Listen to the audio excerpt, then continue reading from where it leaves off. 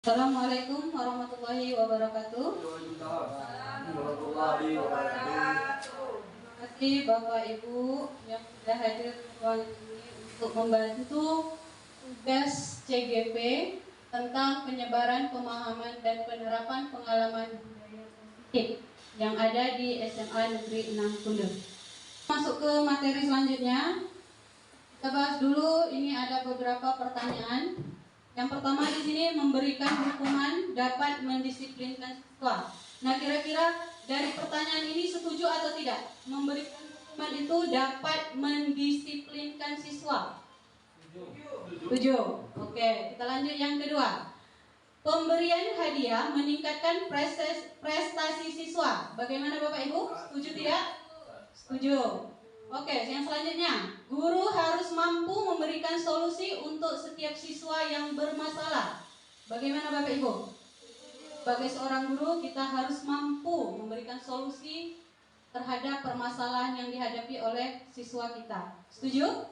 Setuju. Oke, yang keempat, guru harus berperan sebagai teman bagi siswa.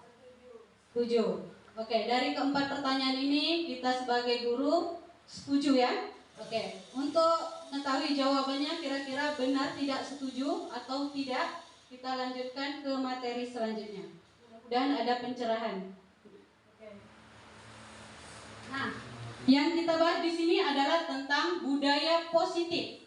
Apa itu budaya positif? Nah, positif di sini diartikan budaya positif merupakan perwujudan dari nilai-nilai atau keyakinan universal yang diterapkan di sekolah. Nah, yang di sini yang dibahas adalah budaya positifnya. Yang berbentuk positif itu artinya yang baik-baik ya Bapak Ibu ya. Ya.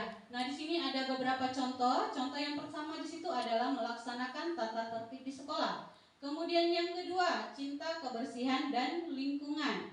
Yang ketiga, kejujuran. Yang keempat, religius. Yang kelima, kepedulian. Dan yang keenam, sifat toleransi dan lain sebagainya.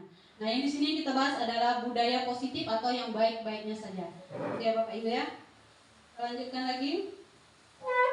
Nah, di sini tentang perubahan paradigma belajar. Nah, perubahan paradigma dalam proses pembelajaran yang awalnya berpusat pada guru menjadi pembelajaran yang berpusat pada siswa. Diharapkan mampu mendorong siswa untuk terlibat secara aktif dan membangun pengetahuan, sikap, dan perilaku. Nah, selama ini saya khususnya sebagai seorang guru seringnya kalau di kelas itu sering mengajar berpusat kepada guru, ya kan? Nah, bagaimana dengan Bapak Ibu yang lain atau yang sudah selama ini yang sudah berpusat kepada siswakah atau kepada guru? Rata-rata seperti apa? Oke, Ibu Yati? Kalau saya Bu sudah berpusat pada siswa, tapi belum seluruhnya Bu. Artinya masih kombinasi. Kadang berpusat pada siswa, kadang berpusat pada guru, itu belum konsisten. Oke, terima kasih Ibu Yati. Ya, mudah-mudahan semakin kesini kita bisa konsisten karena tuntutan di zaman kurikulum sekarang itu kita harus lebih ke siswa. Ya Bapak Ibu ya. Begitu juga dengan diri saya sendiri.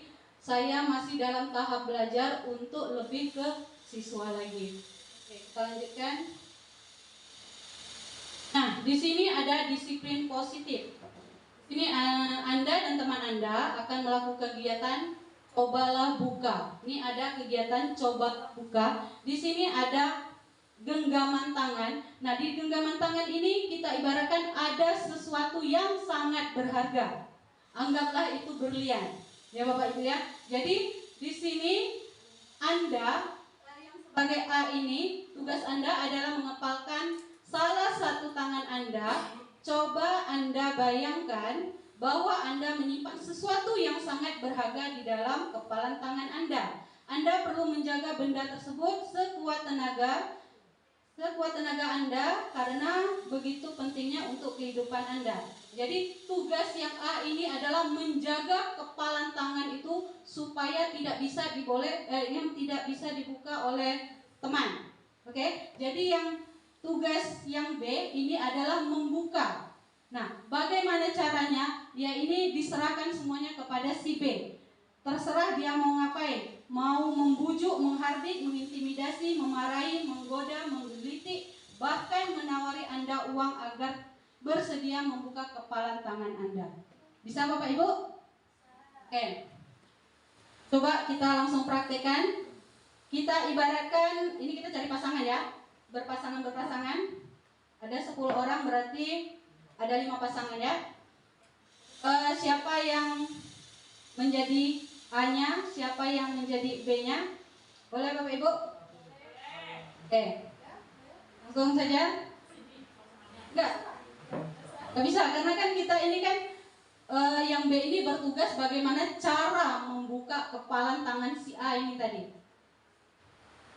Jadi kalau bisa berhadapan, Ibu Yati dengan Ibu Sandra, Ibu Laili dengan Pak Herawan, Ibu Suci dengan Ibu Yuri, Pak Goman dengan Pak Kamizan, Pak Zul dengan Pak Nana. Boleh? Boleh. Oke. Dengan Pak Yuri, oke. Oke, sekarang kita praktekkan. Kira-kira bisa tidak terbuka kepalan tangan si A ini. Jadi tugas tangan si B ini adalah membuka.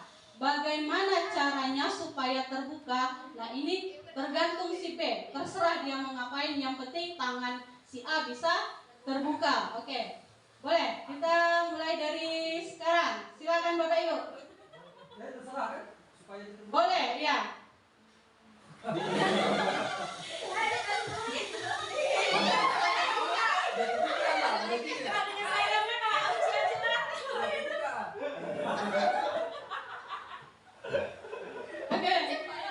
ada yang sudah bisa terbuka? Atau tetap mempertahankan? Tetap mempertahankan, tidak bisa diusahakan dibuka karena di dalam genggaman itu siapa tahu ada berlian yang sangat besar yang harganya mungkin bisa miliaran. Ya, nah bagaimana caranya kita supaya bisa membuka genggaman tangan tersebut? Tidak ada yang bisa membuka? Oke, kalau tidak ada yang bisa membuka berarti hebat ya Bapak Ibu ya, bisa mempertahankan. Dikasih duit pun tidak buka. Mantap berarti ya, pendiriannya kuat. Oke, kita lanjutkan. Nah, di sini apakah Anda atau B membuka kepalan tangan Anda? Mengapa? Apa alasan Anda atau B membuka kepalan tangan Anda? Kemudian yang kedua, apakah Anda atau B menutup kepalan tangan Anda? Mengapa? Apa alasan Anda atau B tetap menutup kepalan tangan Anda? Dan yang ketiga, dalam kegiatan ini sesungguhnya siapa yang memegang kendali atau kontrol untuk membuka atau menutup kepalan tangan? Nah, di sini ada jawabannya. Jawabannya di sini kemungkinan jawaban kita terhadap pertanyaan-pertanyaan pertama dan yang kedua bervariasi. Nah, antara yang bersedia membuka dan yang tetap bertahan menutup kepalan tangannya. Ya Bapak Ibu ya. Nah, kemudian yang selanjutnya, pertanyaan ketiga, siapakah sesungguhnya yang memegang kontrol, yang menutup kepalan tangan atau yang berusaha dengan segala cara untuk membuka kepalan tangan rekannya? Nah, jawaban tentu kita sadari memegang kontrol atas kepalan tangan kita. Apakah kita membuka atau menutup kepalan tangan kita itu tergantung pada diri kita masing-masing, sesuai dengan kebutuhan dasar kita saat itu. Artinya, yang memegang peranan di sini adalah diri kita sendiri, ya. Nah, bagaimanapun godaan dari luar, kalau kita kuat, kalau kita bisa mempertahankannya, yang ada di genggaman kita tidak akan terbuka, ya gitu Bapak ya. Nah, kalau kita tergoda dengan godaan yang dari luar, apakah itu dengan tadi caranya memberikan uang yang banyak atau dengan bujuk rayuan yang manis, akhirnya genggaman yang ada di tangan kita itu bisa terbuka. Berarti kita tidak bisa mempertahankan apa yang kita miliki. Nah, jadi di sini tentang pikiran positif kita. Nah, kalau kita dari awal sudah berpikiran positif, yakin bahwa kita bisa mempertahankan apa yang sudah kita miliki, insya Allah pikiran positif tersebut akan menjadi kenyataan bahwa kita bisa melakukan hal tersebut, bisa memegang kuat atas segala apa yang sudah kita miliki. Gitu. Oke, selanjutnya. Nah, di sini ada teori kontrol menurut Dr. William Glasser yang mengatakan bahwa ilusi guru mengontrol murid. Nah, selama ini kita mengatakan bahwa guru itu adalah sosok yang mampu mengontrol seorang murid. Benar Bapak Ibu? Guru itu bisa mengontrol murid. Apa yang kita inginkan terhadap murid bisa kita kontrol. Benar Bapak Ibu? Benar. Kemudian yang kedua, ilusi bahwa semua pengetahuan positif, efektif dan bermanfaat. Benar tidak itu Bapak Ibu? Semua pengetahuan positif itu efektif dan bermanfaat untuk murid. Nah, kemudian yang ketiga, ilusi bahwa kritik dan membuat orang merasa bersalah dapat menguatkan karakter murid. Betul. Oke, yang selanjutnya, ilusi bahwa orang dewasa memiliki hak untuk memaksa. Benar tidak Bapak Ibu? Bahwa kita orang dewasa ini bisa memaksa anak sesuai dengan yang kita inginkan? Tidak. Nah, ternyata dari keempat ilusi ini hanyalah ilusi.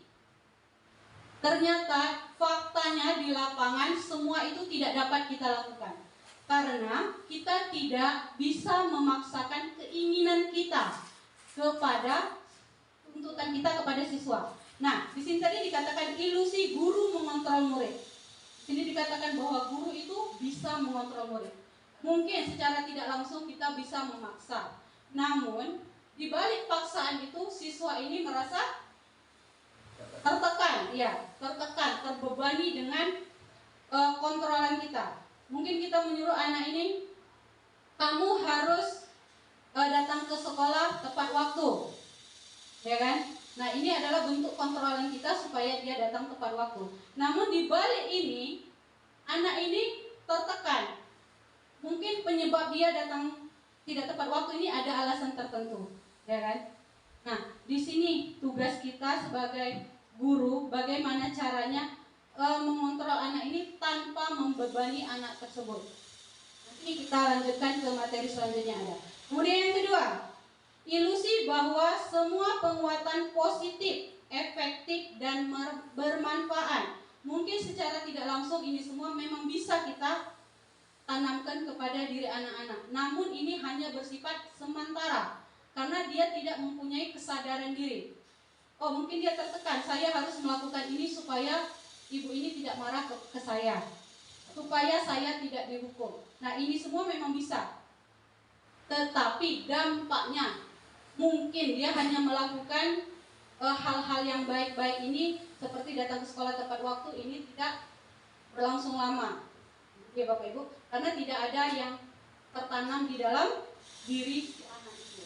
Begitu juga dengan yang ketiga dan yang keempat. Sama. Oke, kita lanjut. Nah, di sini ada makna kata disiplin. Nah, setelah kita mendengar kata disiplin, nah kira-kira apa yang terbesit di dalam pikiran kita Bapak Ibu? Disiplin itu penuh dengan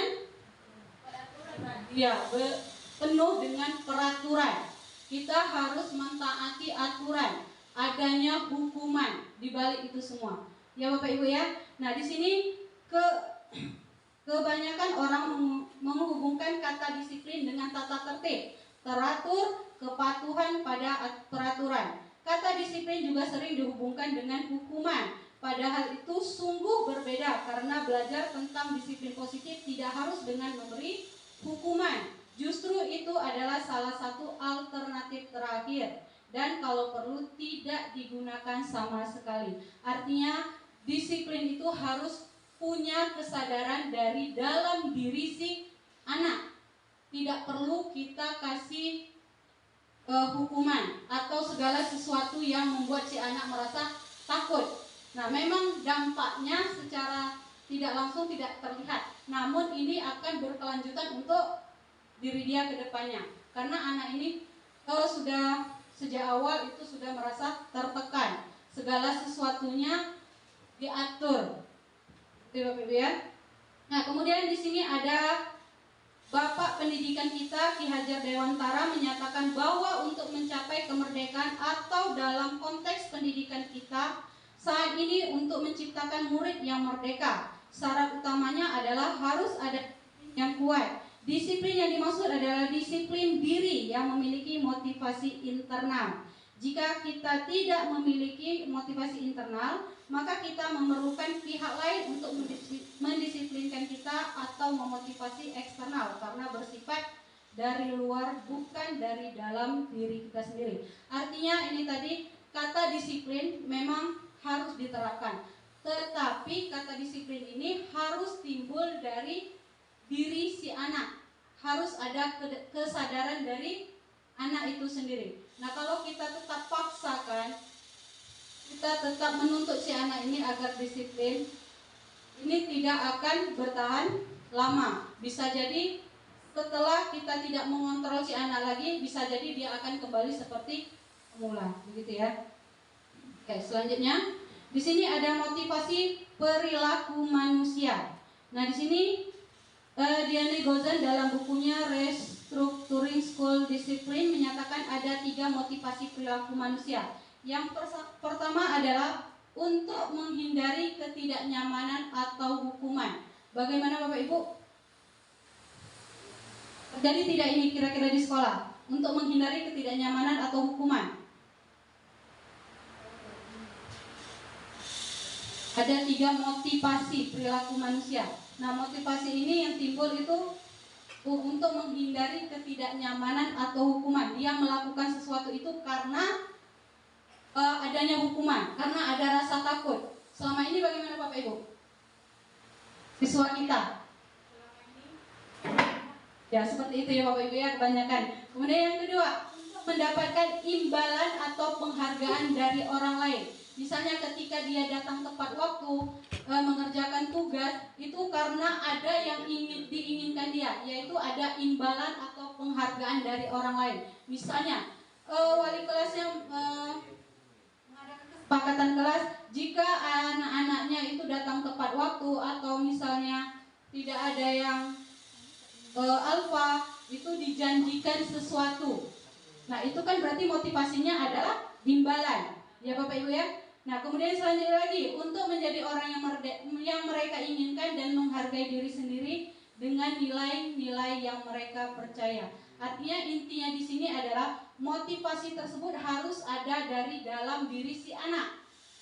Nah, kalau memang dari dalam diri si anak itu tidak ada, berarti tugas kita sebagai guru ini bagaimana memberi motivasi dia.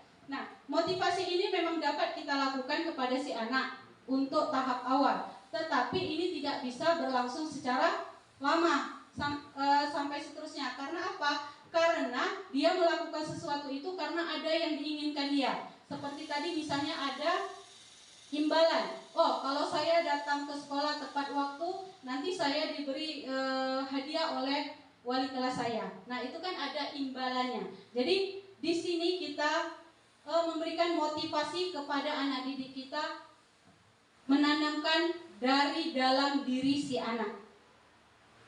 Gitu ya Bapak Ibu ya. Nah, kalau tidak ada tadi ya boleh kita bantu dengan cara kita menguatkan, memotivasi kepada anak. Tetapi itu tidak bisa kita lakukan terus menerus. Ya. Selanjutnya lagi. Nah, sebagai seorang guru, ketika murid Anda melakukan kesalahan, tindakan mana yang akan Anda lakukan? Yang pertama di sini adalah menunjukkan kesalahannya dan memintanya melihat kesalahannya baik-baik. Nah, selama ini bagaimana Bapak Ibu? Ketika kita menghadapi anak-anak yang melakukan kesalahan, ini mengatakan menunjukkan kesalahannya dan memintanya melihat kesalahannya baik-baik. Dan yang kedua, mengatakan kamu seharusnya tahu bagaimana kamu seharusnya bertindak. Kemudian yang selanjutnya, mengingatkan murid Anda akan kesalahan yang sama di waktu sebelumnya. Nah, kemudian selanjutnya lagi, bertanya padanya kenapa kamu melakukan sesuatu yang seharusnya tidak kamu lakukan. Kemudian yang selanjutnya, mengkritik dan mendiamkannya. Nah, kira-kira dari kelima contoh ini sudah pernah belum kita lakukan di sekolah? Ketika anak terlambat kita ngapain? Oke, silakan lihat ya. Kalau saya cenderung ke ini Bu, bertanya, kenapa kamu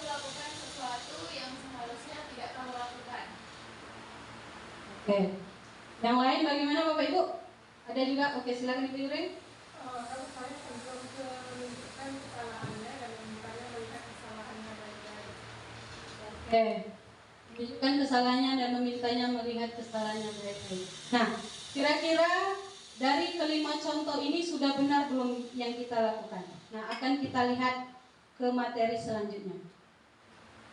Nah, kalau Anda melakukan tindakan-tindakan seperti yang dicontohkan tadi, mungkin Anda membuat murid Anda merasa menjadi anak yang gagal. Nah, pertanyaannya, kenapa gagal? Sedangkan pertanyaan kita tadi sudah sesuai. Ya, Bapak Ibu ya? Ya, itu yang terbesit di pikiran kita. Oke, kita cari tahu kenapa ini dikatakan gagal. Padahal itu adalah hal yang fakta yang benar-benar terjadi sesuai dengan keadaan yang sebenarnya. Oke, kita lihat di sini. Nah, kenapa tadi dikatakan gagal? Karena kita sebagai guru seharusnya tidak memberikan pertanyaan langsung menembak ke anak bahwa memvonis si anak ini adalah salah. Ya, jadi yang harus kita lakukan adalah restitusi. Apa itu restitusi? Nah, restitusi adalah proses menciptakan kondisi bagi murid untuk memperbaiki kesalahan mereka sehingga mereka bisa kembali pada kelompok mereka dengan karakter yang lebih kuat. Ini menurut Gozan tahun 2004. Jadi melalui restitusi, ketika murid berbuat salah, guru akan menanggapi dengan cara yang memungkinkan murid untuk membuat evaluasi internal tentang apa yang dapat mereka lakukan untuk memperbaiki kesalahan mereka dengan mendapatkan kembali harga dirinya. Restitusi menguntungkan korban, tetapi juga menguntungkan orang yang telah berbuat salah. Oke, untuk contoh lebih lanjutnya ada lagi di slide selanjutnya. Kita lanjut lagi ke keyakinan kelas. Nah, di sini ada keyakinan kelas. Apa itu keyakinan kelas? Nah, keyakinan kelas ini merupakan metode untuk menimbulkan kembali disiplin positif yang didasari oleh motivasi dari dalam diri murid. Nah, bagaimana cara membuat keyakinan kelas ini atau merumuskan keyakinan kelas ini? Yang pertama di sini adalah siswa menulis keyakinan yang mereka inginkan. Nah, artinya ketika kita masuk ke dalam kelas, kita harus membuat terlebih dahulu keyakinan kelas yang kita inginkan seperti apa. Kita pengennya kelas kita ini menjadi seperti apa, supaya proses pembelajaran kita bisa berjalan menyenangkan tanpa adanya paksaan dari kita sebagai guru. Bagaimana anak ini bisa mengikuti proses pembelajaran dengan menyenangkan, gitu ya Bapak Ibu ya. Nah, di sini siswa menulis keyakinan yang mereka inginkan. Bagaimana mereka menginginkan kelas ini nantinya supaya belajarnya bisa lebih kondusif. Nah, yang selanjutnya, guru dan siswa mengulas keyakinan yang telah tertulis. Artinya kita melihat kira-kira keyakinan yang sudah dibuat tadi sudah sesuai belum? Nah, kalau belum berarti kita perbaiki yang sesuainya seperti apa. Kemudian yang selanjutnya lagi, guru dan siswa memilah keyakinan kelas yang penting. Nah, artinya kita cukup ambil beberapa saja. Jangan misalnya ada 33 siswa, kemudian 33 keyakinan juga yang dibuat oleh siswa, itu semua kita ambil, tidak. Ini kita ambil beberapa saja yang menurut kita itu adalah penting untuk kemajuan kelas kita ke depannya, supaya proses pembelajaran bisa berjalan dengan menyenangkan dan tanpa paksaan. Selanjutnya lagi, mengubah keyakinan kelas menjadi kalimat positif. Artinya, selama ini kita sering sekali membuat kalimat yang negatif, seperti jangan membuang sampah sembarangan. Nah, itu kan adalah kalimat negatif. Kenapa dikatakan negatif? Karena ada kata jangan. Jadi kita ubah menjadi kalimat yang positif. Kita hilangkan kata jangannya. Cukup membuang sampah pada tempatnya. Gitu ya Bapak Ibu ya. Kemudian selanjutnya lagi, mengecek dan menyepakati keyakinan kelas. Nah, setelah tadi keyakinan kelas kita buat, sudah ada misalnya 10. Nah, dari ke-10 ini bagaimana? Setuju semua tidak anak-anak kita? Nah, kalau setuju, oke, kita lanjutkan. Kita jadikan ini adalah menjadi keyakinan kelas kita, gitu ya Bapak Ibu ya. Selanjutnya lagi, nah di sini ada beberapa contoh tentang keyakinan kelas. Yang pertama misalnya hadir tepat waktu, kemudian yang kedua berdoa, yang ketiga saling menghargai dan menghormati, dan yang keempat menjaga kebersihan, yang kelima saling bekerja sama, dan yang keenam sopan dan santun. Nah ini adalah beberapa contoh keyakinan kelas yang seharusnya di kelas itu sudah kita buat, yang tadi berguna untuk kemajuan kelas kita supaya anak-anak kita bisa belajar dengan menyenangkan tanpa harus kita paksa. Anak ini sudah mempunyai kesadaran dari dalam diri dia sendiri, gitu ya. Oke, selanjutnya nilai-nilai kebajikan yang utama. Nah, nilai kebajikan ini artinya apa Bapak Ibu? Nilai-nilai yang baik-baik ya. Nah, yang pertama di sini dicontohkan ada tentang religius. Nah, religiusnya seperti apa? Kemudian yang kedua sopan santun. Nah, sikap anak ini, etikanya seperti apa? Kemudian bertanggung jawab. Nah, anak ini bertanggung jawab tidak terhadap segala sesuatu yang dia lakukan. Nah, kemudian selanjutnya lagi mandiri, saling menghargai dan menghormati. Beberapa nilai-nilai kebajikan yang harus ada di dalam diri si anak. Oke, selanjutnya lagi nilai-nilai kebajikan kelas. Nah, di mana di dalam kelas ini harus punya nilai-nilai kebajikan. Yang pertama di sini tadi contohkan hadir tepat waktu. Kemudian yang kedua memberikan salam ketika masuk ke dalam ruangan. Dan yang ketiga berdoa sebelum dan sesudah pembelajaran. Yang keempat bersikap sopan dan santun. Dan yang kelima mengerjakan tugas tepat waktu. Dan yang keenam menjaga kebersihan kelas. Nah, ini adalah beberapa contoh dari nilai-nilai kebajikan kelas yang harus kita lakukan. Selanjutnya lagi, di sini ada kebutuhan dasar pada manusia. Kebutuhan dasar pada manusia ini merupakan unsur-unsur yang dibutuhkan oleh manusia dalam menjaga keseimbangan baik secara fisiologis maupun psikologis. Nah, hal ini tentunya bertujuan untuk mempertahankan kehidupan dan kesehatan. Nah, selanjutnya ada 5 kebutuhan dasar manusia. Yang pertama itu bertahan hidup. Yang kedua kasih sayang dan rasa diterima. Kemudian yang ketiga penguasaan. Yang keempat kebebasan. Dan yang kelima adalah kesenangan. Nah, yang pertama bertahan hidup. Nah, dari 5 kebutuhan dasar manusia ini yang paling utama itu bertahan hidup. Kenapa kita perlu bertahan hidup? Apa yang harus kita lakukan supaya kita bisa bertahan hidup? Maka kita memerlukan makan. Makanan itu yang perlu kita lakukan supaya kita bisa bertahan hidup. Nah, kalau seandainya tidak ada makanan, bagaimana Bapak Ibu? Tidak bisa bertahan hidup ya Bapak Ibu ya. Kalau misalnya ketika kita bekerja perut dalam keadaan lapar, haus, kita tidak bisa fokus, ya, tidak bisa bertahan hidup. Kemudian ada pakaian, tempat tinggal, keamanan dan kesehatan. Ini adalah salah satu contoh dari bertahan hidup. Artinya kita harus mempunyai makanan, pakaian, tempat tinggal, keamanan dan kesehatan supaya bisa bertahan hidup. Dan selanjutnya lagi, kasih sayang dan rasa diterima. Nah, kenapa kita butuh ini Bapak Ibu?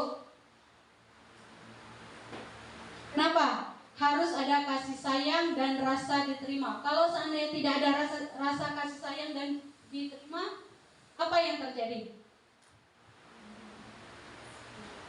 Nah, di sini dikatakan rasa diterima, dipedulikan, berbagi dan kerjasama. Artinya kita itu butuh rasa diterima, rasa dipedulikan, berbagi dan kerjasama. Kita semua membutuhkan hal itu semua. Kalau seandainya tidak ada, Bagaimana? Ya, tidak dianggap. Berarti kita menjadi sendirian ya Bapak Ibu. Nah, ngapa-ngapain susah, tak ada kawan gitu ya. Kemudian yang selanjutnya, penguasaan. Harus diri keinginan untuk dianggap, memimpin, berprestasi, diakui dan didengar. Nah, kita ini harus ada harga diri, keinginan untuk dianggap, menjadi pemimpin, berprestasi, diakui dan didengar. Kita semua ini menginginkan ini. Oke, kemudian selanjutnya kebebasan, yaitu mandiri, memiliki pilihan, mencoba hal baru, mengendalikan arah diri. Ya. Kemudian yang selanjutnya ada kesenangan. Nah, kesenangan ini apa? Ini adalah hiburan untuk diri kita supaya kita tidak terlalu stres ya Bapak Ibu ya. Nah, di sini ada bermain, humor, tertawa. Nah, kesenangan di sini adalah hiburan kita, bagaimana cara kita menyenangkan diri kita. Kalau misalnya Bapak Ibu yang suka drakor Korea, berarti harus menonton drakor Korea supaya hatinya merasa terhibur ya Bapak Ibu ya. Nah, itu adalah salah satu cara untuk menyalurkan kesenangan kita. Oke, kita lanjutkan lagi. Ada motivasi perilaku manusia. Nah, ini yang motivasi ada dua. Ada yang dari luar dan ada yang dari dalam. Iya. Yang dari ekstrinsik ini atau dari luar ini apa? Yaitu untuk menghindari ketidaknyamanan atau hukuman.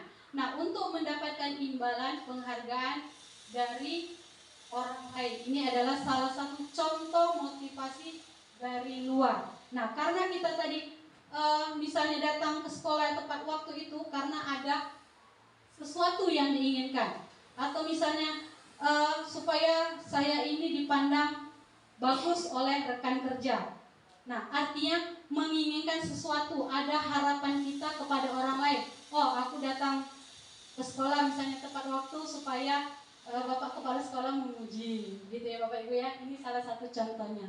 Nah, kemudian ada motivasi intrinsik, yaitu menjadi orang yang mereka inginkan dan menghargai diri sendiri dengan nilai-nilai yang mereka percaya. Artinya, di sini adalah nilai yang ada di dalam diri kita masing-masing, di dalam individu kita. Bagaimana kita menginginkan segala sesuatu yang kita kerjakan. Artinya, misalnya kita datang ke sekolah tepat waktu, tidak terlambat, itu atas motivasi diri sendiri, berarti itu adalah keinginan tanpa paksaan dari luar tadi, ya. Oke, selanjutnya. Nah, di sini ada hukuman, kemudian ada konsekuensi dan ada restitusi. Nah, ini adalah langkah-langkah yang harus kita lakukan sebagai guru terhadap anak-anak kita yang melakukan kesalahan. Nah, yang pertama adalah hukuman. Tidak terencana, tiba-tiba, tidak tahu apa yang akan terjadi, bersifat satu arah dan berupa hukuman fisik. Ini adalah hukuman. Sudah pernah belum Bapak Ibu dilakukan? Sudah ya. Kemudian yang kedua, konsekuensi, yaitu terencana, disepakati, murid tetap dibuat tidak nyaman, sikap guru selalu monitor sikap murid. Nah, kira-kira ini sudah sering dilakukan Bapak Ibu? Ya? Oke. Yang selanjutnya, restitusi. Proses menciptakan kondisi bagi murid untuk memperbaiki kesalahan. Nah, proses kolaboratif yang mengajarkan murid untuk mencari solusi sendiri. Nah, kira-kira sudah sering kita lakukan? Belum, jarang. Mungkin ada yang melakukan tapi jarang ya. Sangat jarang kita lakukan restitusi. Padahal kita sebagai guru seharusnya yang kita lakukan adalah restitusi. Kita tidak langsung menyalahkan si anak, kita tidak langsung memvonis si anak itu salah. Nah, tetapi kita harus mencari tahu dulu apa sebab dia melakukan hal tersebut. Karena di balik kesalahan itu pasti ada sesuatu yang membuat dia melakukan hal tersebut. Itu yang harus kita cari tahu dan itu yang harus kita terapkan untuk kedepannya. Ini menjadi PR kita semua ya Bapak Ibu ya. Oke, selanjutnya lagi. Nah, di sini ada 5 posisi kontrol. Nah, di sini bagaimana cara kita mengontrol. Nah, yang pertama di sini ada posisi sebagai penghukum, kemudian yang kedua ada posisi pembuat rasa bersalah, dan yang ketiga posisi teman, dan yang keempat ada posisi pemantau, dan yang kelima ini adalah posisi yang paling tinggi adalah sebagai seorang manajer. Nah, dari kelima posisi ini, posisi penghukum itu apa? Nah, posisi penghukum itu adalah guru yang berposisi penghukum, biasanya langsung menyalahkan murid yang kedapatan melanggar kesepakatan atau keyakinan tanpa mempedulikan alasannya. Ini biasanya sudah sering kita lakukan ya Bapak Ibu ya. Langsung memponis, oh kamu salah, kamu kenapa melakukan ini. Tetapi kita tidak mencari tahu apa sebabnya gitu ya. Kemudian yang kedua, posisi pembuat rasa bersalah. Nah, pada posisi ini biasanya guru bicara dengan nada cenderung lembut, tenang, namun kata-katanya menyalahkan murid. Bagaimana Bapak Ibu? Ini sudah sering kita lakukan atau belum? Sudah sering ya. Ya, sudah sering sekali. Posisi membuat rasa bersalah. Artinya kita bagaimana cara kita menyadarkan si anak ini, oh ternyata saya salah, begitu ya.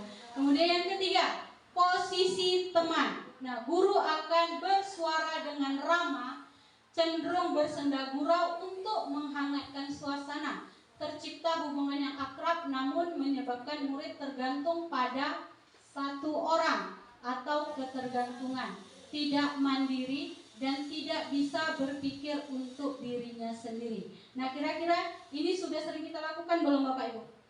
Memposisikan kita sebagai teman untuk anak-anak kita. Sering ya? Sering. Oke, yang keempat, posisi pemantau. Nah, apa itu posisi pemantau? Nah, yaitu guru bersuara datar, tidak emosional, tidak bersenda gurau, serta mengarahkan murid pada peraturan dan konsekuensi. Nah, guru harus selalu memantau saat murid diberikan saksi. Kemudian akibatnya murid mematuhi peraturan karena menghindari konsekuensi dan ingin mendapatkan reward atau penghargaan saja, bukan karena kesadaran diri. Nah, ini yang keempat ini kira-kira sudah sering kita lakukan Bapak Ibu? Melakukan kita ini sebagai pemantau. Pernah ya? Nah, kemudian yang kelima, sebagai seorang manajer. Apa itu manajer? Yaitu orang yang bertanggung jawab untuk mengarahkan usaha yang bertujuan membantu organisasi dalam mencapai sasarannya. Nah, yang kelima ini bagaimana Bapak Ibu? Sudah sering kita lakukan juga? Menjadi seorang manajer? Belum? Atau mungkin sudah ada yang melakukannya tetapi masih jarang ya, begitu ya. Nah, selanjutnya lagi. Nah, dari posisi kontrol tadi di sini ada contoh. Ini contohnya kasusnya siswa tidak memakai atribut lengkap saat upacara bendera.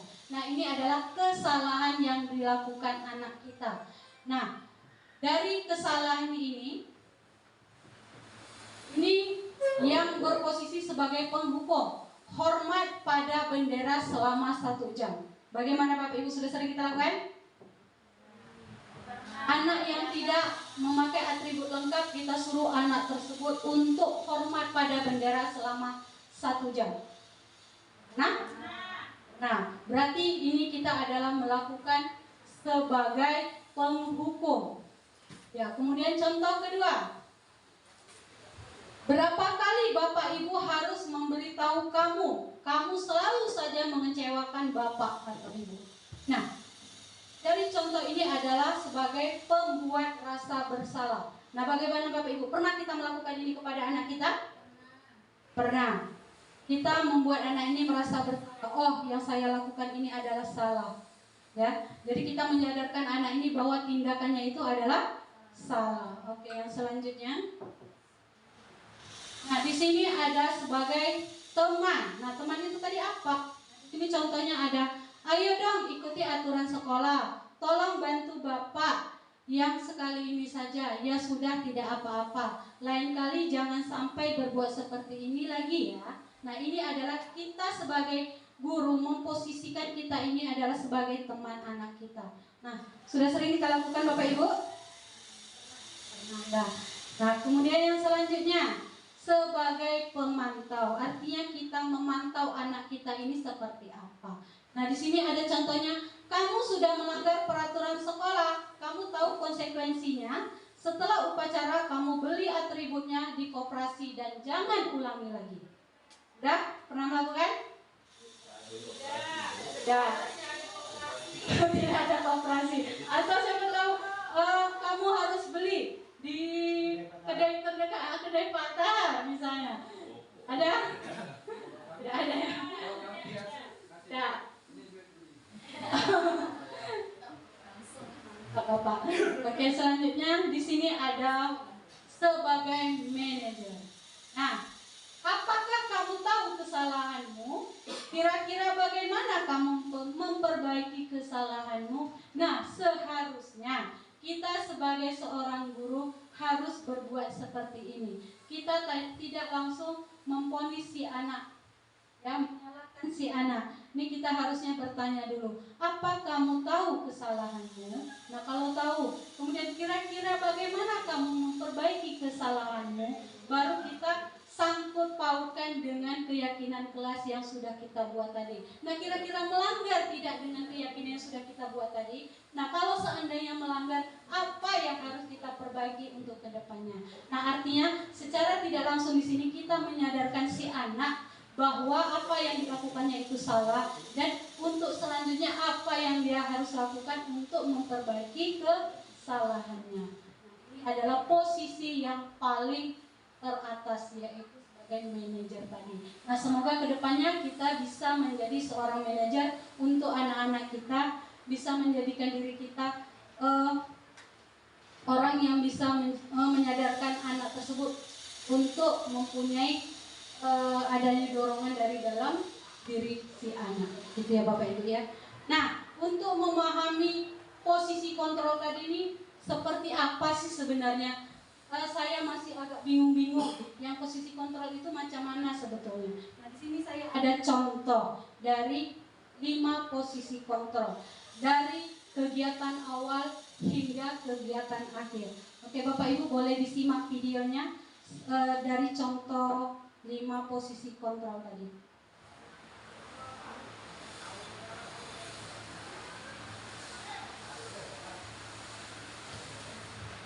Ya, Bapak Ibu ya.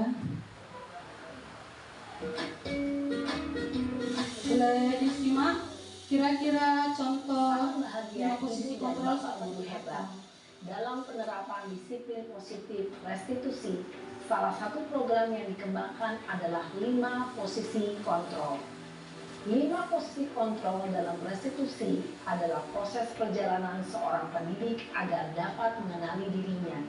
Pada video kali ini, kita akan membahas tentang 5 posisi kontrol yang dikembangkan oleh Diane Lawson dan contoh penerapannya.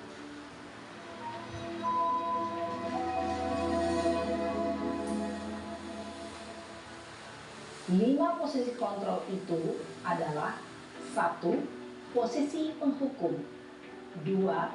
Posisi pembuat merasa bersalah. 3.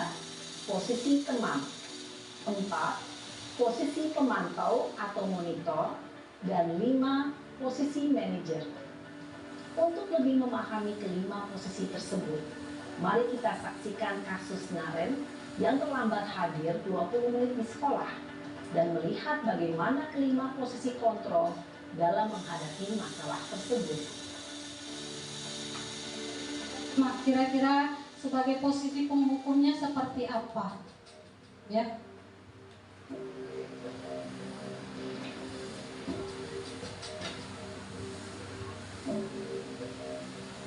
Naren, sini kamu. Selamat pagi, Bu. Selalu terlambat. Kamu deh, pasti terlambat. Maaf, Bu. Saya Apa? Apa coba? Alasan kamu apa lagi? Kapan sih kamu tidak terlambat? Malas sekali ya kamu jadi anak. saya Dasar pemalas. Gak kapok-kapok sih kamu. Sudah berapa kali terlambat?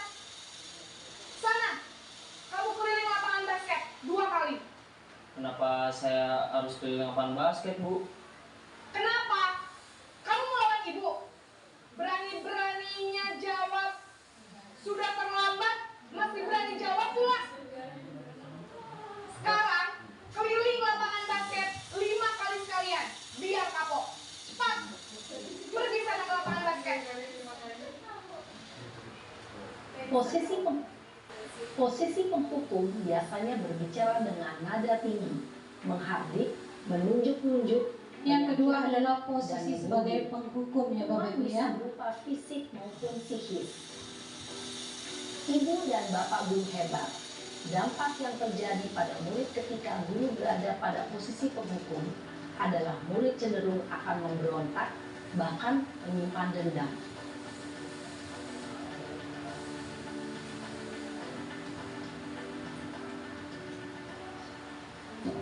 Adalah membuat merasa bersalah.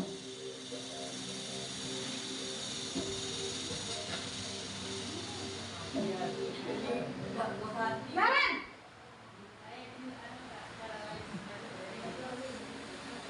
Selamat pagi, Bu. Naren. Kamu kenapa terlambat lagi, nak? Naren. Kamu senang ya bikin ibu susah ya? Kalau kamu terlambat lagi, nanti ibu yang ditegur bapak kepala sekolah, nak. Disangka ibu tidak bisa membina kamu. Duh, gimana ini? Maaf, Bu. Duh, Gusti Naren. Kamu suka ya kalau ibu ditegur bapak kepala sekolah? Terus, sekarang ibu harus tulis apa yang di buku absen?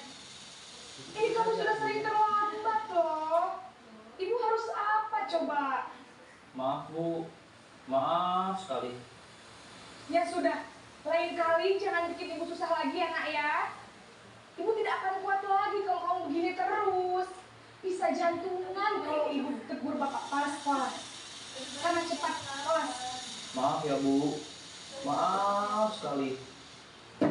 Ini adalah contoh dari pembuat merasa bersalah. Artinya kita sebagai guru membuat anak tersebut merasa bersalah atas apa yang dia lakukan ya. Namun kata-kata yang diutarakan membuat murid merasa menjadi orang yang gagal, memandang buruk dirinya sendiri, merasa tidak berharga, dan tidak sanggup membahagiakan orang lain. Ketika guru mengambil posisi pembuat rasa bersalah, murid akan menganggap dirinya yang bersalah dan ia akan menyimpan emosi negatif tersebut di dalam dirinya.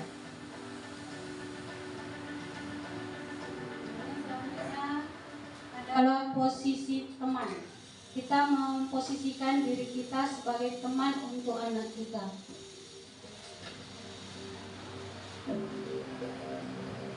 Naren! Boleh lagi pula nih. Ini Selamat pagi, Bu. memposisikan Wah, sebagai seorang teman. terlambat lagi ya sayang. Iya, Bu. Habis ibu saya lupa membangunkan saya, Bu. Kamu malah menyalahkan ibu kamu. Kamu bukannya anak yang paling kencang. Kok terlambat sih? Iya, Bu. Saya memang terlambat bangun tadi.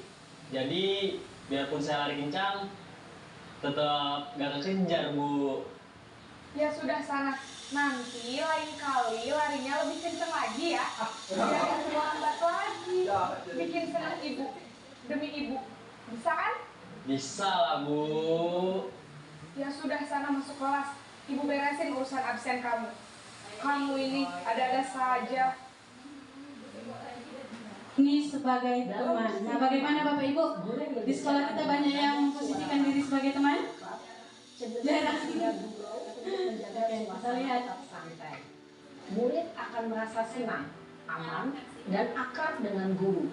Identitas yang tercipta adalah identitas sukses atau berhasil. Namun, perlu diingat, karena ini masih dorongan eksternal, maka ada faktor ketergantungan dari murid kepada orang tertentu.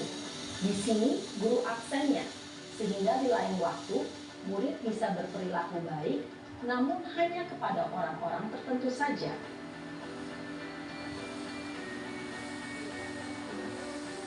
Yang selanjutnya ini adalah posisi pemantau.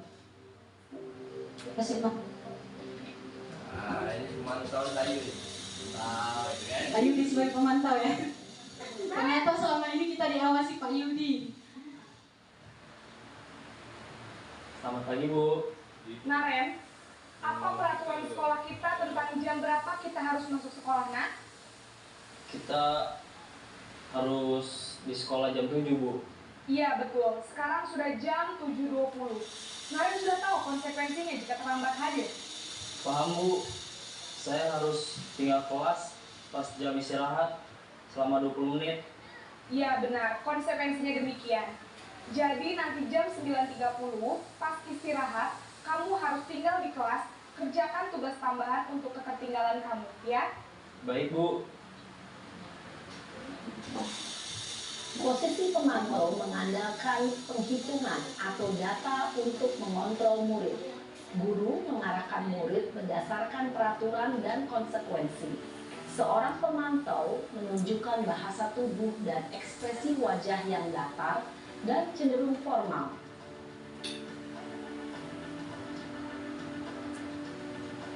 Ini adalah posisi yang kelima, yaitu sebagai manajer. Posisi yang paling baik seharusnya kita menjadi seorang manajer untuk anak-anak kita. Naren!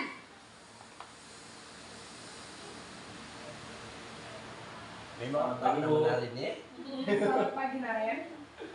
Maaf Bu, saya terlambat. Iya, sekolah masuknya jam 7, sekarang sudah jam 7.20. Jadi sekarang bagaimana ini, Naren?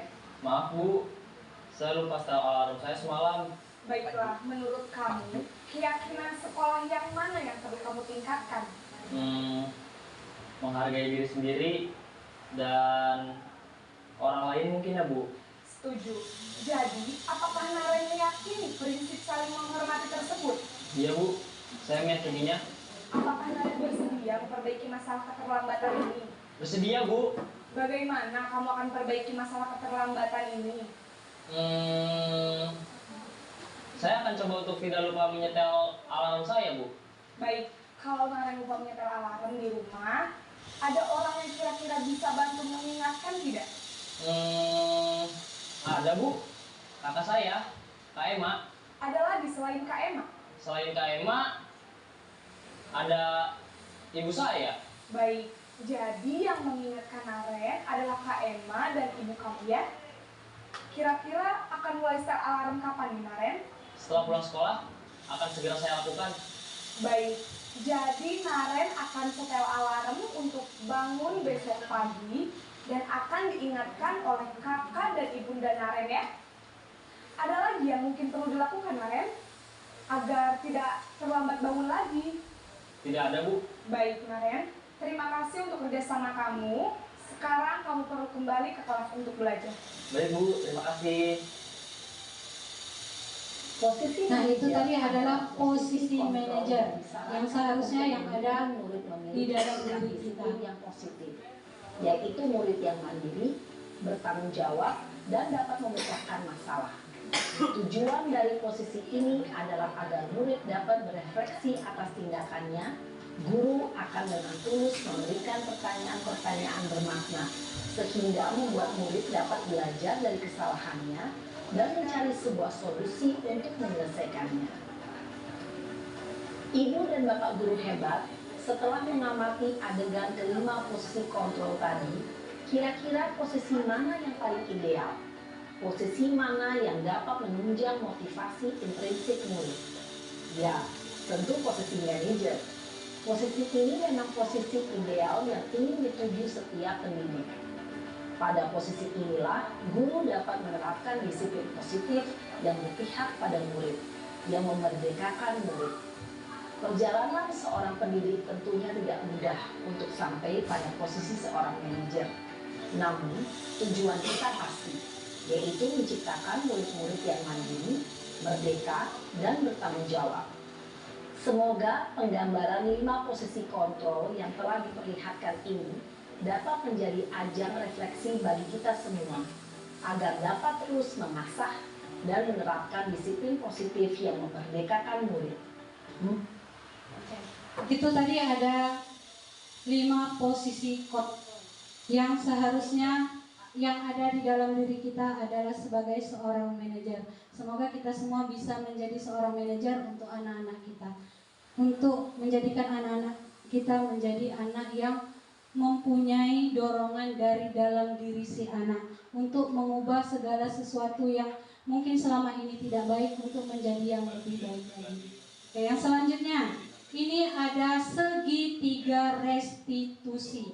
Nah, apa itu segitiga restitusi? Segitiga restitusi ini adalah bagaimana cara kita menghadapi persoalan atau permasalahan yang dihadapi oleh anak kita. Nah, seharusnya kita seorang guru bagaimana menyikapinya atau menindaklanjuti masalah yang dihadapi si anak.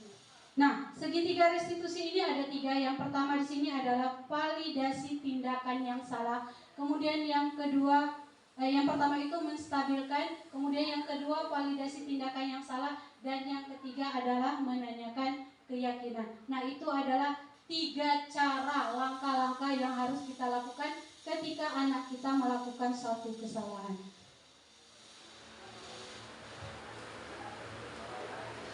Nah, segitiga restitusi adalah suatu proses dialog yang dijalankan oleh guru agar dapat menghasilkan murid yang mandiri dan bertanggung jawab. Kemudian yang selanjutnya menstabilkan identitas. Nah, yang langkah awal yang kita lakukan kalau anak kita melakukan kesalahan yaitu harus menstabilkan identitasnya dulu. Nah, berdasarkan prinsip membuat kesalahan adalah bagian dari proses pembelajaran. Di sini berbuat salah itu adalah wajar. Nah, setiap diri kita ini mempunyai kesalahan. Tidak ada manusia itu yang selalu benar. Pasti ada salah, begitu ya. Kemudian yang kedua, tidak ada manusia yang sempurna. Yang sempurna itu adalah Allah Subhanahu wa taala. Sedangkan kita sebagai manusia itu penuh dengan rasa ketidaksempurnaan. Kemudian yang selanjutnya, kamu berhak merasa begitu. Artinya jika si anak merasa salah, dia wajar melakukan hal tersebut karena dia itu adalah salah. Nah, selanjutnya langkah yang harus kita lakukan adalah validasi tindakan yang salah. Artinya kita memberi kesadaran kepada anak ini bahwa apa yang dia lakukan itu adalah salah. Nah, bagaimana untuk mengatasi kesalahan tersebut? Nah, berdasarkan prinsip setiap perilaku berupaya memenuhi suatu kebutuhan tertentu. Nah, di sini kita harus memberikan pertanyaan kepada anak, kamu pasti punya alasan mengapa melakukan hal tersebut. Nah, artinya di sini kita tidak langsung memvonis si anak bahwa apa yang dia lakukan itu adalah salah. Hal yang pertama kita lakukan adalah kita mencari tahu atau menanyakan alasan yang dia melakukan kesalahan tersebut apa. Kemudian yang selanjutnya, kamu melakukan karena mempertahankan sesuatu yang penting bagimu. Nah, artinya kita mencari tahu dulu mengapa dia melakukan hal tersebut, gitu ya. Selanjutnya lagi adalah menanyakan keyakinan. Nah, kira-kira di tahap ketiga ini menanyakan keyakinan, kesalahan si anak tadi apa yang sudah dia langgar dari kesepakatan kelas yang sudah dibuat di dalam kelasnya tadi. Nah, kira-kira dia harus bagaimana untuk mengatasi kesalahan yang diperbuatnya. Di sini berdasarkan prinsip teori kontrol bahwa pada dasarnya kita termotivasi secara intrinsik. Artinya harus ada di dalam diri individu. Kemudian pertanyaan yang harus kita lontarkan, apa keyakinan kelas kita? Nah, ketika anak melakukan kesalahan tadi, kita menanyakan keyakinan dulu. Keyakinan yang sudah kita sepakati di dalam kelas tadi apa? Kemudian nilai-nilai apa yang telah disepakati bersama di dalam kelas tadi? Kemudian selanjutnya, seperti apa gambaran kelas yang ideal menurut kamu? Nah, kemudian selanjutnya, kamu ingin menjadi orang seperti apa? Nah, ini adalah pertanyaan-pertanyaan tahap menanyakan keyakinan kepada si anak untuk memperbaiki kesalahan yang telah dia perbuat. Begitu ya Bapak Ibu. Nah, dari ketiga langkah-langkah ini tadi mungkin ada yang belum paham. Yang pertama tadi apa, kemudian yang kedua apa, dan yang terakhir ini menanyakan keyakinan itu seperti apa sih sebenarnya. Nah, di sini ada contoh lagi untuk lebih menjelaskan.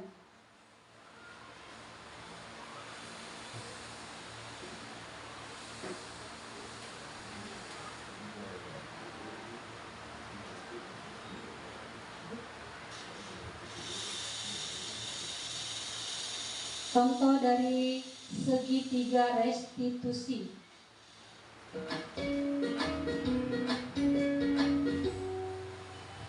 Salam dan bahagia Ibu dan Bapak guru hebat. Pada video kali ini kita akan membahas tentang salah satu program disiplin positif yang diterapkan di lingkungan sekolah yang dikenal dengan nama restitusi.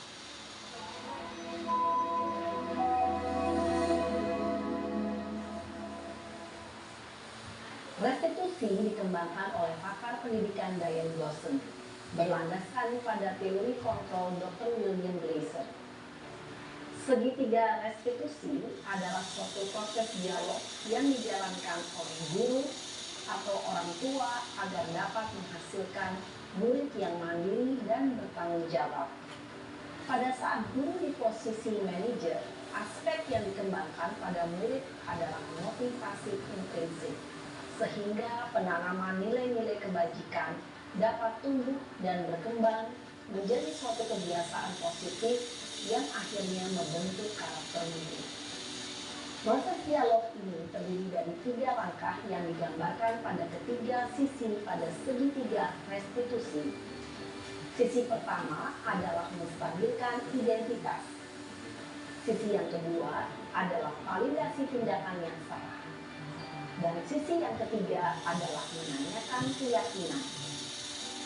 Ibu dan Bapak guru, berikut ini akan ditunjukkan bagaimana seorang guru berada dalam posisi manajer menggunakan penerapan segitiga restitusi.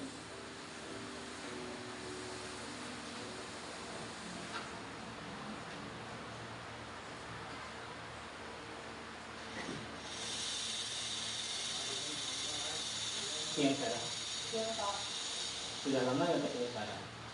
Kenapa hari ini ada di sini? Kesel Pak, kesel banget. Masa aku dikatain tukang fitnah Pak? Ya aku marah lah. Aku balik ngatain Eka di depan kelas. Kesel banget. Oh begitu. Ya pasti kamu marah dan kesal. Bapak juga akan marah apabila ada yang menuduh Bapak seperti itu. Tapi bagian menstabilkan identitas ya Bapak Ibu ya. Kamu mau melakukan apa? Ya Ini masuk ke ngatain Eka, Pak. validasi Kesel banget. tindakan yang Saya salah. bentak-bentak dia depan teman-teman lain. Oh begitu. Pasti kamu melakukan seperti itu karena suatu alasan tertentu, bukan? Iyalah, masa saya diam saja Pak? Ya saya bela diri lah. Masa saya dituduh tukang fitnah? Ya wajar lah.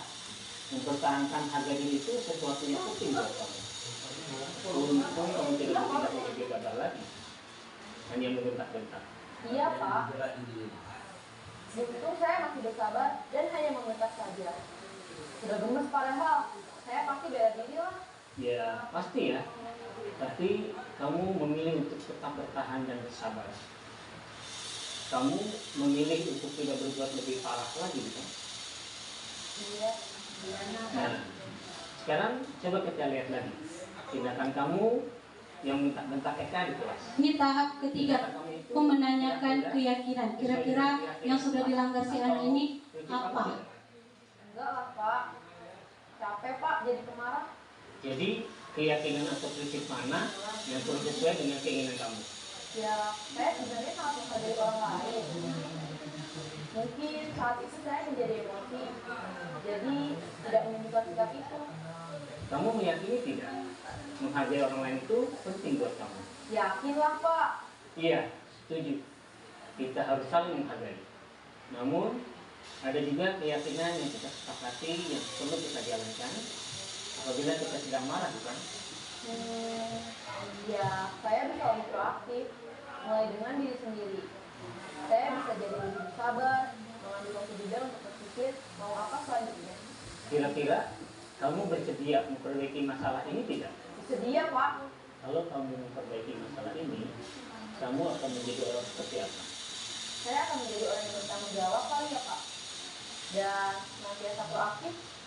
Iya, menurut kamu bagaimana rasanya menjadi orang seperti itu? Ya nyaman lah, bangga bisa bersabar dan tahan diri. Baiklah kalau begitu. Yuk kita pikirkan bagaimana memperbaiki masalah ini.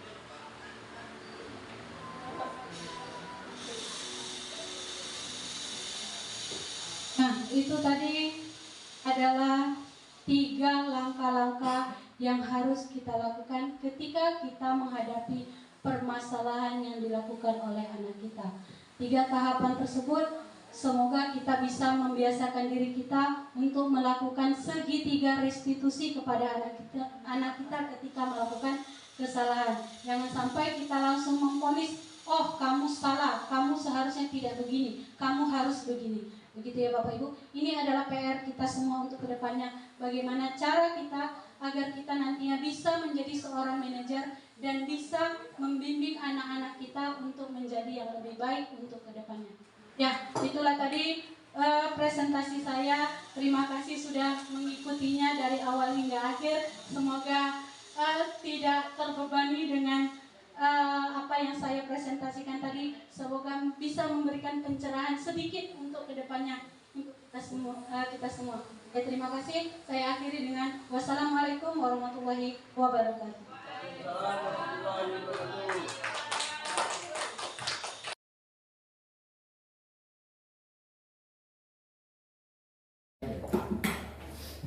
Assalamualaikum warahmatullahi wabarakatuh.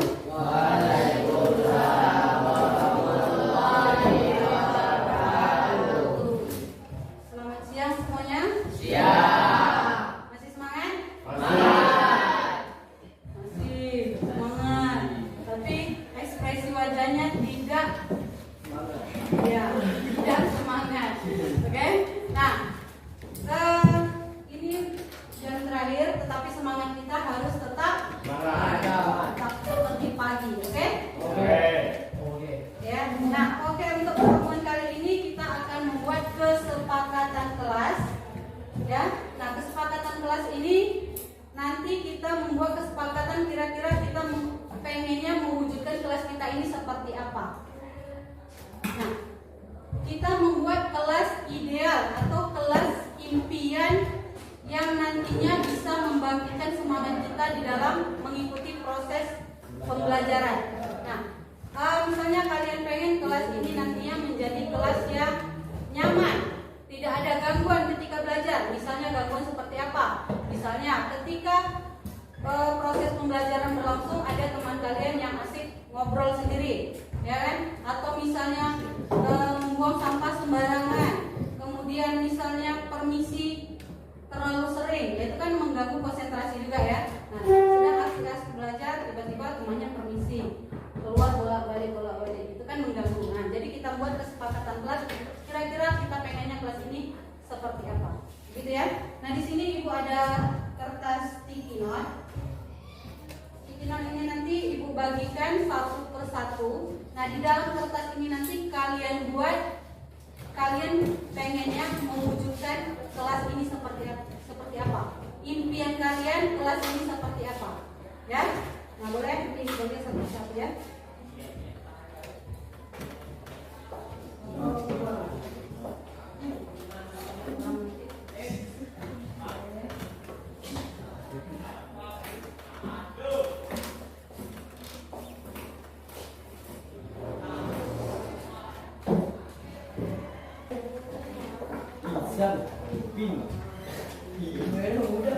Oke, boleh langsung dibuat, langsung dikerjakan di kertas sticky-nya. Kira-kira kalian pengen buat kelas ini idealnya seperti apa? Boleh, silakan. Boleh. Namun, boleh. Ini kan untuk kelas kita. Silakan. Nah, buat 1 boleh, 2 boleh, 3 boleh, 4 boleh, terserah. Pokoknya kalian pengen kelas ini menjadi seperti apa? Tuliskan aja yang kalian pengen itu seperti apa. Nanti baru kita bahas satu persatu, kita ambil yang menurut kita yang kita sepakati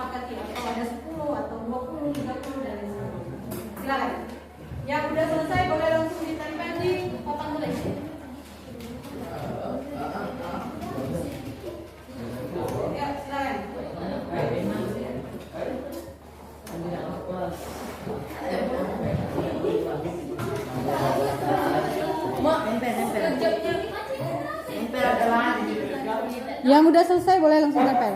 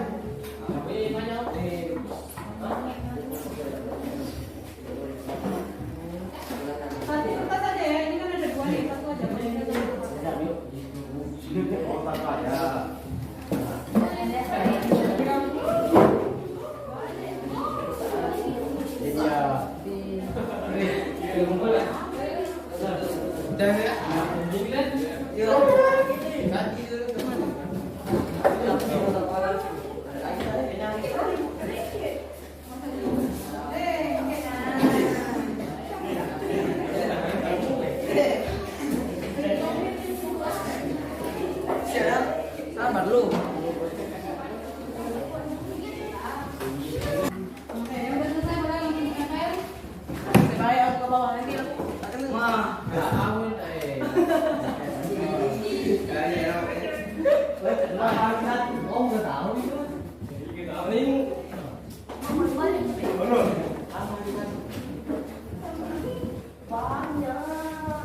Mas Apik, iya dah gitu ya.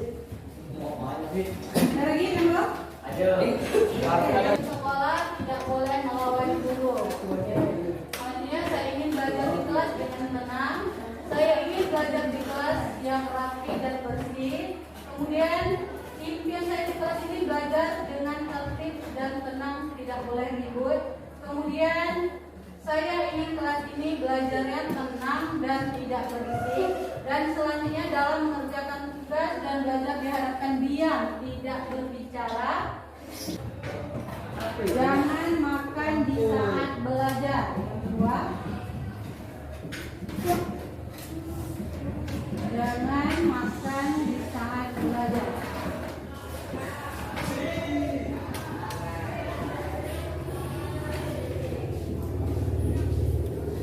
Tetaplah rapi dalam belajar.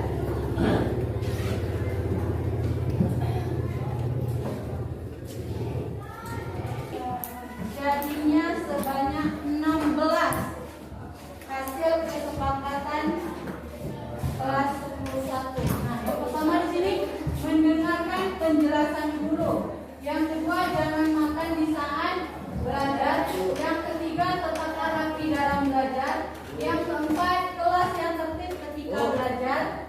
Kemudian yang kelima, kelas selalu bersih, berbicara dengan sopan, selalu kompak, berprestasi, bertanggung jawab ketika melakukan kesalahan, mengerjakan tugas tepat waktu, jangan berisik, buang sampah di tempatnya, tidak boleh tidur di kelas, tidak ada yang terlambat, tidak boleh mengganggu teman ketika belajar, dan yang terakhir tidak sering keluar WC. Nah, kira-kira dari ke-16 ini ada yang mau diperbaiki atau pengen ditambah atau pengen dikurangi atau ada yang tidak setuju? Pas. Pas? Pas. Yang lain? Kalau pergi WC tak boleh lebih dari 3 orang, 2 orang, Bu. Satu orang cukup, Bu. Nah. Mana? Cukup satu orang. Ke WC tidak boleh Membawa kawan. Coba lagi. Sudah cukup? Ya. Cukup. Apa? Cukup. Oke. Berarti ada 18 kesepakatan yang kita jadikan untuk kelas 11. Nah, tetapi dari ke-18 ini kita ubah kalimatnya. Mana yang negatif kita ubah menjadi kalimat yang positif. Oke ya. Mendengarkan penjelasan guru. Positif ya. Jangan makan di saat jam belajar, di saat belajar. Negatif. Negatif ya. Berarti kita harus hilangkan kata larangannya. Kira-kira apa yang harus kita buat? Jangan makan di ruang. Makan belajar. Saat belajar. Kalimatnya berarti makan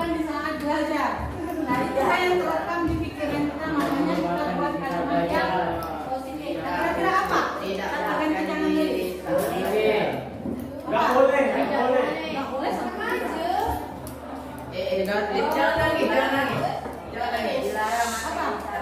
Dilarang itu bukan kalimatnya digantung.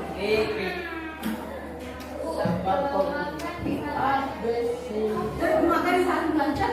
Jadi berarti kan ketika jam pembelajaran kita makan. Itu kan intinya kan yang kita tangkap. Buang bu, buang. dilarang. Makan apa ya katanya? Yang lain ada? Tertib lah di sekolah.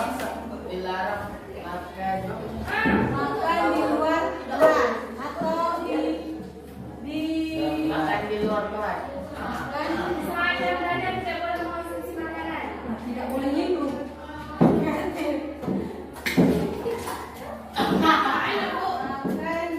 di sana belajar.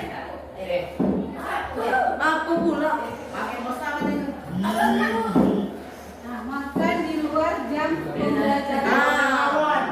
Ya, Itu yang aku pikir. di luar Golot jam belajar.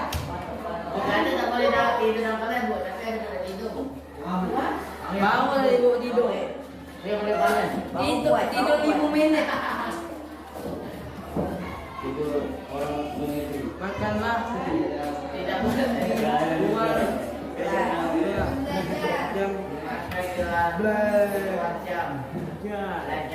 Makan di ruang jam belajar itu di warung. Yang kedua ya. Selanjutnya lagi kesepakatan kelas 1 sebanyak 16 poin. Nah, yang pertama udah. Yang pertama mendengarkan penjelasan guru. Yang kedua makan di luar jam belajar. Yang ketiga menjaga kerapian. Yang keempat tertib ketika belajar. Yang kelima menjaga kebersihan. Yang keenam menjaga etika tetap di lingkungan sekolah. Sepakat? Sepakat. Sepakat. Jadi ini kita jadikan kesepakatan kelas 101. Tepuk tangan. Ini adalah aturan yang sudah kita buat untuk kelas 101. Tak permanen bu. Kalau gak dinding permanen pula. Itu tak permanen bu.